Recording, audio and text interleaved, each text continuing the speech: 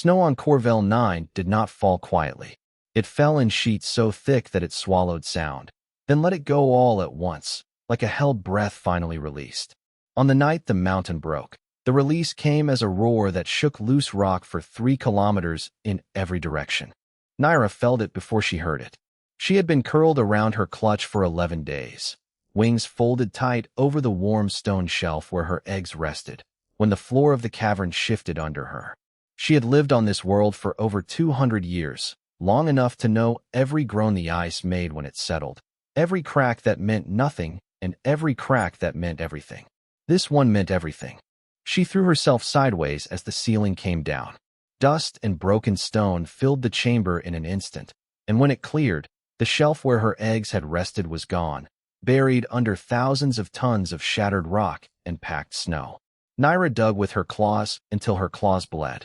She tore at the rubble until her wings were raw and her breath came out in ragged white clouds. But the mountain did not give her eggs back. She crawled out onto the surface at dawn, her body scraped and bleeding, and let out a sound that the human outpost 11 kilometers away picked up on their seismic instruments before anyone even looked outside. It was not a roar. It was lower than that, and longer, the kind of sound that did not need translation to be understood. David Cole was checking a support strut on the outer wall of the mining rig when the sound reached him. He felt it in his chest before his ears caught up to it. Around him, other workers stopped what they were doing and looked toward the mountains, where a shape darker than the surrounding snow stood motionless at the mouth of a new, ragged hole in the ice. He had seen Skytha before, from a distance, the way most of the outpost had. Massive, ancient, wrapped in scales the color of old iron, they kept to themselves in the high caverns and the outpost kept to itself in the valley below. There had been an unspoken agreement between the two, never written down, never even fully spoken aloud. Stay out of each other's way. David had always assumed that agreement was working. Word moved through the outpost fast. The overnight drilling crew had cut a new access tunnel into what they thought was an empty section of the mountain, chasing a mineral vein that ran close to the surface. Nobody had checked the deeper survey data. Nobody had checked because Director Holt had signed off on an expedited schedule 2 weeks earlier, and expedited schedules did not leave time for deep scans. By the time David reached the site office, the story was already being managed rather than explained.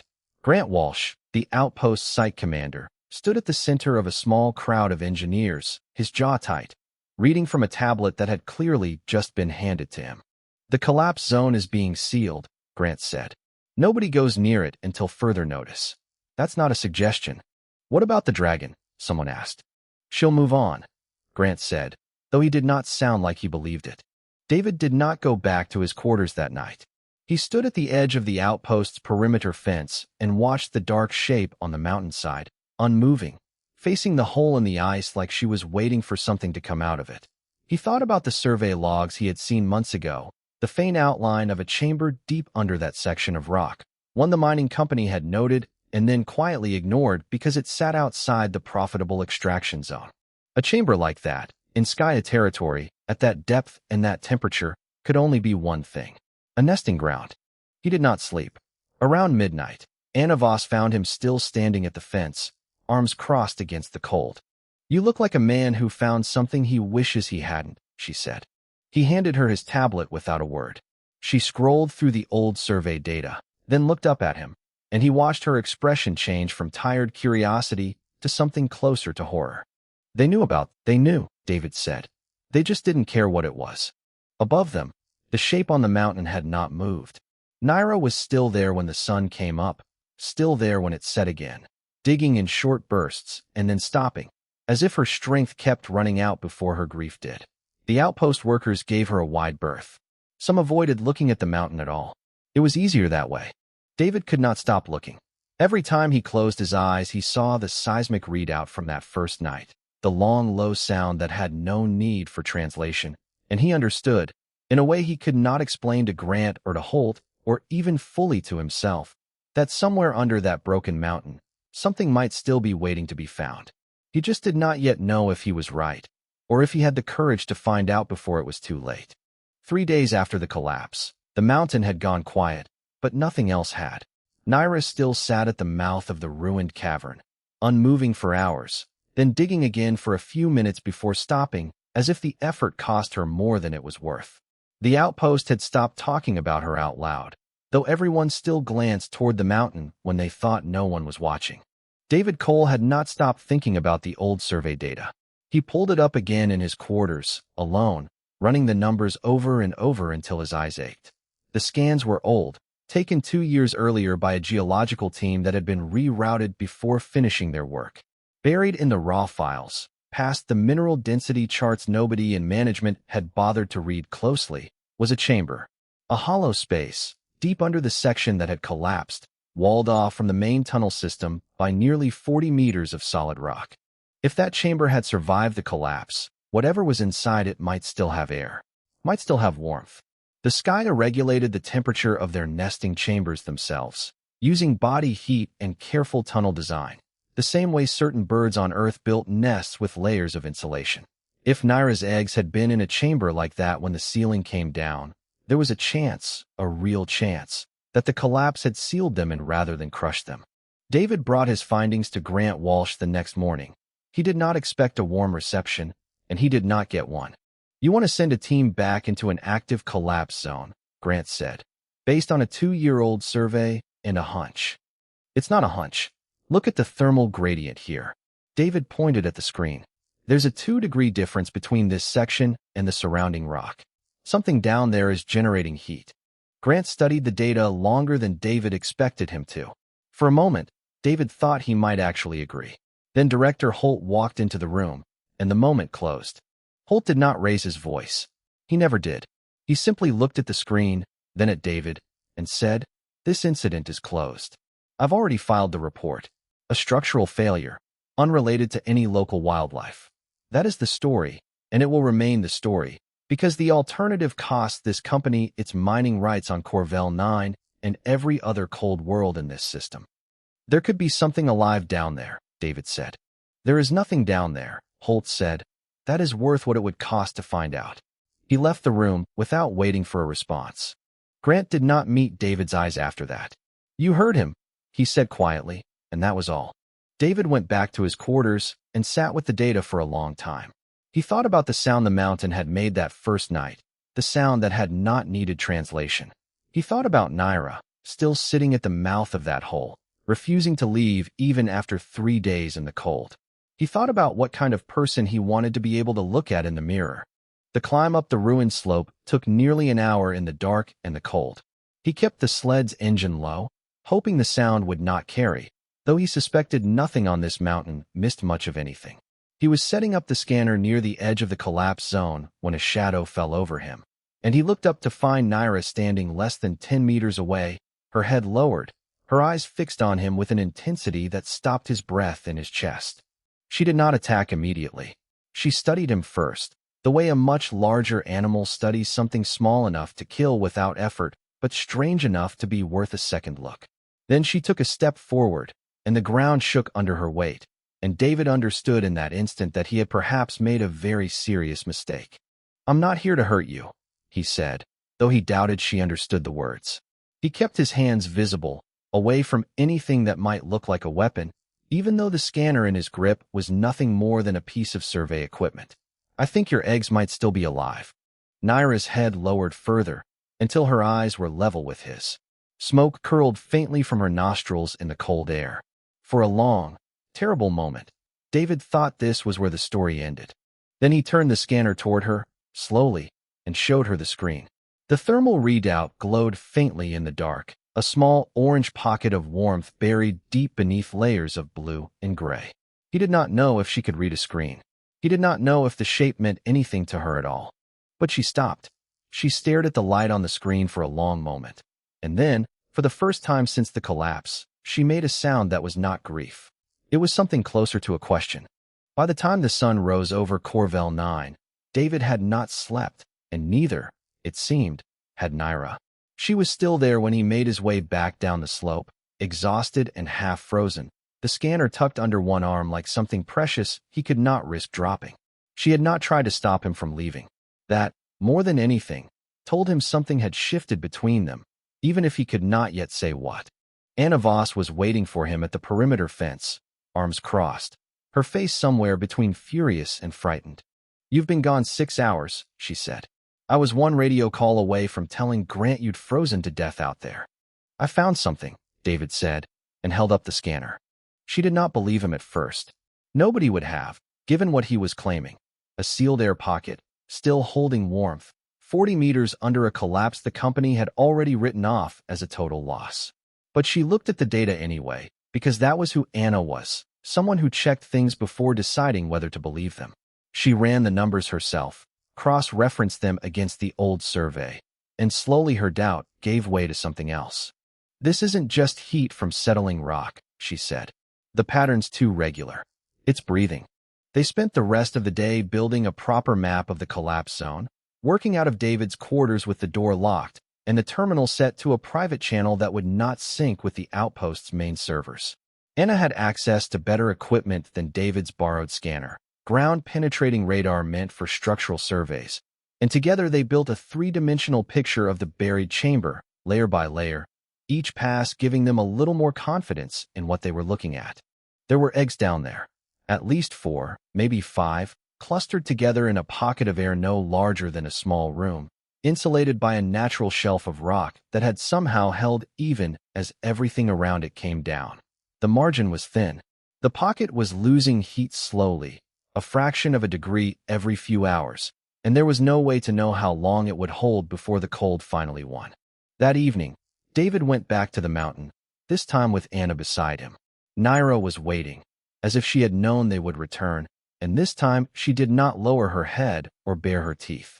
She watched them approach with something that might have been caution or might have been hope, and when David held up the scanner again and showed her the new map, the clearer picture of the pocket beneath the rubble, she made no move to stop them from setting up equipment closer to the collapse site. It was not trust, not yet, but it was something close to permission. "She understands what we're trying to do," Anna said quietly, watching Naira's eyes track every movement of their hands. "I don't think understanding is the hard part for her," David said. "I think believing it is." They worked through the night, marking safe points on the unstable slope, running calculations for how deep a rescue tunnel would need to go and at what angle to avoid triggering a secondary collapse. It was slow, careful work, the kind that could not be rushed no matter how badly David wanted to start digging immediately. Every wrong calculation risked bringing the rest of the mountain down on top of whatever was still alive beneath it. By the second morning, word had reached Director Holt. It should not have been possible. David and Anna had been careful, working off the grid, avoiding the company's monitoring systems entirely. But someone on the night shift had seen the lights on the mountainside and reported it, and Holt did not need much more than that to guess what was happening. He summoned them both to his office within the hour. He did not shout. He rarely did. He simply laid a printed copy of the closed incident report on his desk between them and said, "This matter is finished. I don't know what you two think you're doing up there, but it stops now." "There are eggs alive under that collapse," David said. "We have the data." "I don't care what you have," Holt said. "I care what the report says, and the report says this was a structural failure with no biological impact. If you continue this, unofficially, without authorization, on company time and using company equipment, I will have you both removed from this outpost on the next transport. Am I understood?" Anna, to her credit, did not back down. "And if the transport leaves before we finish and something dies down there because we stopped, is that also going to be in the report?" Holt did not answer her. He simply looked at both of them for a long moment, then told them to get out. They left his office knowing exactly where they stood, alone, unauthorized, and running out of time, with a mountain full of unstable rock between them and the only proof that would ever justify what they were about to risk. The storm arrived on the third night of digging, exactly when they could least afford it. By then, David and Anna were no longer working alone. Word of what they had found had spread quietly through the outpost, passed between people who trusted each other more than they trusted the official report, and a small group of volunteers had gathered without any of them ever quite deciding to form a team. There was a mechanic who had lost a brother to a mining accident years before and could not stand the thought of walking past another buried life without trying to help. There was a young technician who simply believed David was right and wanted to be part of proving it. And there was Grant Walsh. Grant had not said much when he showed up at the collapse site with a crate of reinforced digging equipment that the company had not authorized him to release. He had simply set it down, looked at David, and said, "Holt doesn't need to know where this came from," before walking off to start rigging support struts along the tunnel entrance. It was as close to an apology as David expected to get, and it was enough. The dig itself was brutal work. They could not use heavy machinery this close to the air pocket without risking the vibrations bringing down what remained of the chamber roof, so most of it had to be done by hand, meter by careful meter, clearing rubble and shoring up the tunnel as they went. Naira worked alongside them when she could, her claws far stronger than any tool the humans carried, though she had to be guided carefully, since one wrong movement from something her size could undo hours of careful work in a second. The storm hit without much warning, the kind of sudden whiteout that Corvell 9 was known for, wind strong enough to knock a person flat and cold enough to freeze exposed skin in minutes. Grant wanted to call the dig off until it passed. David refused.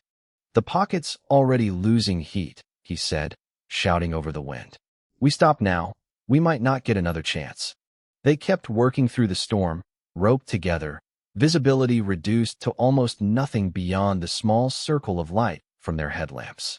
It was during the worst of it, close to midnight, that the support tunnel gave way. David was inside the narrow passage they had cut toward the chamber, clearing a final section of loose rock, when he felt the ground shift beneath him. He heard Anna shout a half-second before the ceiling came down. A controlled collapse turned uncontrolled, burying the tunnel entrance and David along with it. The last thing he saw before the dust and darkness swallowed him was the beam of his own headlamp catching on falling stone. He did not lose consciousness, though for a long moment he wished he had, if only to escape the crushing pressure against his chest and the impossible weight pinning his legs.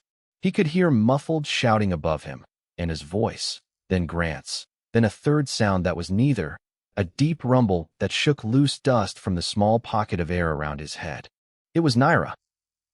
She had felt the collapse through the ground the same way she had felt the first one, and she did not wait for instructions or equipment.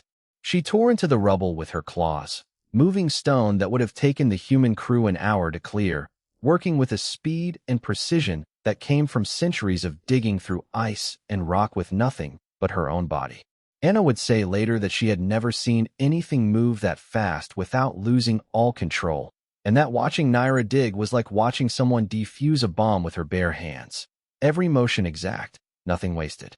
When the light finally broke through, David saw Naira's eye first, close enough that he could see his own reflection in it, and then her claw, gently, impossibly gently for something that size, closing around him and lifting him free of the rubble as if he weighed nothing at all.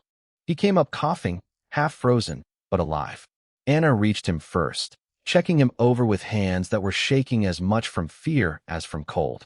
Grant was close behind her, already calling for the medical kit, though David waved him off, insisting he could still work. "You almost died," Anna said, her voice sharp with the kind of anger that only comes from real fear. "I know," David said, "but we're close. I can feel it." He looked past her, up at Naira, who had gone still again, watching him with an expression he was beginning to understand was not so different from worry. She had saved him without hesitation, the same way she would have saved one of her own, and in that moment David understood that whatever line had once separated human and sky on this mountain had already begun to disappear. They pushed on through what remained of the storm.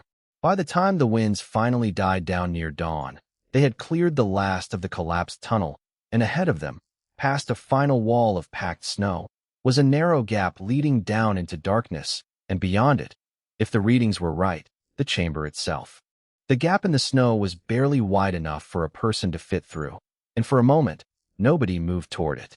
David had imagined this moment more times than he could count over the past 4 days, and now that it was in front of him, he found himself strangely reluctant to step forward, as if moving too quickly might undo everything they had fought to reach.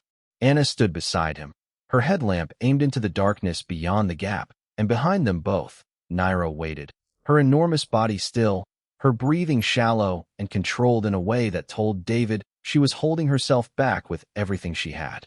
"Go," Anna said quietly. "You've earned this one." David lowered himself into the gap and crawled forward on his hands and knees, the narrow passage barely wide enough for his shoulders, the air growing warmer with every meter, a warmth that had no business existing this deep under a collapsed mountain unless something down there was still generating it. His headlamp beams swept across broken rock, packed ice, and then, finally, the edge of a wider space opening up ahead of him. The chamber was small, smaller than he had expected, a pocket no larger than a modest room, its walls smooth where centuries of careful digging had shaped them long before the collapse. And there, nestled in a shallow depression at the center, half covered in a fine layer of dust that had sifted down through the rubble above, were the eggs. 4 of them, each easily the size of a large boulder, their leathery shells catching the light of his headlamp in a way that made them look almost alive on their own, though it was the faint, steady pulse of warmth radiating from them that told him what he needed to know. He pressed a bare hand against the nearest shell and felt it, unmistakable, a slow, deep heartbeat. They were alive. David stayed there for a long moment, kneeling in the dust and the dark, feeling something rise in his chest that he did not have a good name for. Relief, maybe, or something closer to grace, the sense of having been allowed, for once, to fix something instead of simply watching it break. He turned back toward the gap and called out, his voice cracking slightly. "I found them." The words carried up through the narrow passage and out into the morning air, where Anna heard them first and let out a sound somewhere between a laugh and a sob, and then Grant, and then, finally, Naira, who went utterly still as the meaning of the shout reached her. Getting the eggs out took the rest of the morning, each one carried by hand through the narrow passage, wrapped in thermal blankets, and passed carefully from person to person until they reached open air. Naira received each one herself, cradling them against her chest with a tenderness that seemed impossible for something built on the scale she was, her low, rumbling voice never stopping the entire time, a sound David would later learn was the closest thing her species had to a lullaby. It was in the middle of this that Director Holt arrived, flanked by 2 security officers, his expression tight, with the particular anger of a man who had lost control of a situation before he even knew it was slipping. "This operation is over," he said, loud enough to carry across the site. "Whatever you think you've accomplished here changes nothing about the official record." "The official record says there was no biological impact," Grant said, stepping forward before David could respond. "I think 4 live eggs and a rescue crew of 11 witnesses says otherwise." Holt's eyes moved across the group, the volunteers, the equipment, the enormous dragon cradling her recovered young in full view of everyone present. And for the first time since the collapse, he seemed to understand that this was no longer a story he could simply file away. "You were ordered to stop," he said to Grant. Grant agreed. "I decided that order was wrong, and I'm prepared to answer for that, in front of anyone who wants to ask." He looked around at the tired, frozen, triumphant faces of the rescue crew. "But I don't think I'm the only one." Holt did not get the chance to respond. A sound rolled across the valley, low and resonant, different from anything David had heard before, and moments later, shapes began appearing along the ridgeline above them, one after another, dark against the pale morning sky. Other sky that, drawn by Naira's call, arriving to witness what had happened on this mountain. They did not attack. They did not need to. Their presence alone, dozens of ancient, watchful eyes fixed on the small group of humans standing amid the wreckage of the collapse, said everything that needed to be said. Whatever the company's report claimed, the truth of this day would not be so easily buried. Holt turned and walked away without another word, his security officers following, and Director Holt did not return to the collapse site again. Weeks passed before the ice around the collapse site fully settled, and by then, Corvell 9 had already begun to change. The company's attempt to bury the story did not survive contact with 11 witnesses, for rescued eggs, and a mountainside full of sky who had seen exactly what happened. Within days, footage and testimony from the rescue crew reached the Regional Oversight Board, and within weeks, the mining company found itself facing an investigation it could not spin its way out of. Director Holt was recalled from Corvell 9 before the month was over, quietly reassigned to a position with considerably less authority, and the excavation permits for the region surrounding the nesting grounds were suspended indefinitely. Grant Walsh took over as the outpost's primary liaison to the sky, a role that had not existed before the collapse, and that he approached with a caution that slowly gave way to something like genuine respect. He never spoke about what it cost him to defy Holt's direct order, but David noticed that he slept better in the weeks that followed, as though some old weight had finally been set down. For David and Anna, the change was more personal. They visited the nesting grounds often in the weeks after the rescue, at first to monitor the eggs, and later simply because Naira had made it clear, in the ways her kind communicated such things, that their presence was welcome. She would lower her head when they approached, a gesture David came to understand as something between a greeting and a thank you, and she allowed them closer to her clutch than any human had ever been allowed near a sky the nest before. The first egg hatched on a clear morning 3 weeks after the rescue, and David happened to be there when it did. He stood well back, remembering the ferocity with which Naira had once nearly killed him for stepping too close to this same ground, and watched as a small shape, scaled and damp and impossibly loud, broke free of its shell and let out a cry that echoed off the mountainside. Naira curled around the hatchling immediately, and for the first time since the collapse, David saw something in her that looked unmistakably like peace. "She's going to remember this," Anna said quietly, standing beside him. "All of it. What almost happened, and what didn't. I hope she remembers the second part longer," David said. Over the following months, a quiet arrangement took shape between the outpost and the sky, something that had never existed before on Corvell 9, and that neither side had a name for at first. Mining operations were rerouted away from known nesting grounds. In exchange, Sky the Elders began sharing knowledge of the deep ice formations they had spent centuries learning to navigate, knowledge that made the outpost's remaining operations safer and more efficient than they had ever been under the old system. It was not friendship, not exactly, not yet, but it was something neither species had managed with the other before. Trust, built slowly, out of an honest reckoning with a mistake instead of an attempt to hide one. David was there for the naming. Months later, when the 4 hatchlings were finally strong enough to leave the nesting chamber and take their first look at the open sky. He never learned exactly what the sky called their young in their own language, low sounds that no human throat could properly reproduce. But Naira brought each hatchling to him in turn, lowering her head so that the small creature could look him directly in the eye, and he understood, without needing the words translated, that he was being introduced. Not as a stranger, not as a threat, as something closer to family. He thought back often to that first night, standing at the perimeter fence, watching a grieving mother refuse to leave the mouth of a collapsed cavern because some part of her still believed her young might be alive. He thought about how easy it would have been to look away, the way most of the outpost had, and let the official report stand as the final word on what happened that night. He was glad he hadn't.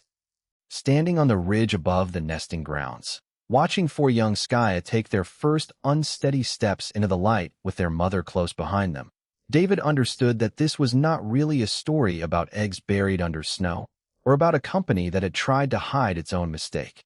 It was a story about what happened when someone refused to accept that a life, once lost, could not be found again.